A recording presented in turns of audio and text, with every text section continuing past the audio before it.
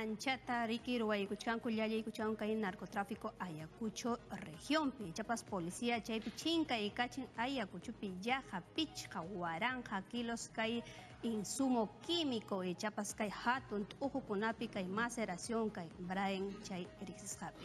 Hawaykusun tumpata kay willakuypi imaynan puriru. Brian llaqtapi fuerzas policiales yaparirunku operativos antidrogasta iskay policiakunata wañurachisqankumanta pacha wanta llaqtapi. Helicópterokunawan superbuen nisqanwan Brian altunkunata pawaruspankum agente policial Brian Cuscanchapuykuspa División de Antidrogas de Palmapampa tarirunku suqtapuni droga laboratoriokunata. Chayta tariruspankum kañarunku. Chaynañata hichurunku pichqa toneladata insumos químicos fiscalizasqata.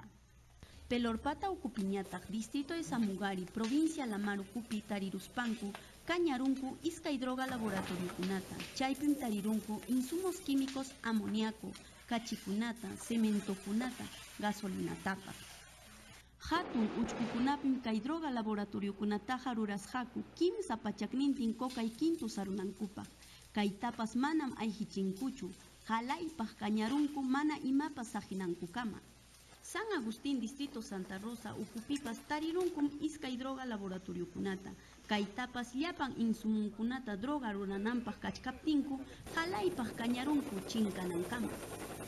Kay hamanatukuymi Canal Distrito Samugari ukupipas tarirunkuma hina iskaytapuni kay droga laboratoriokunataqa.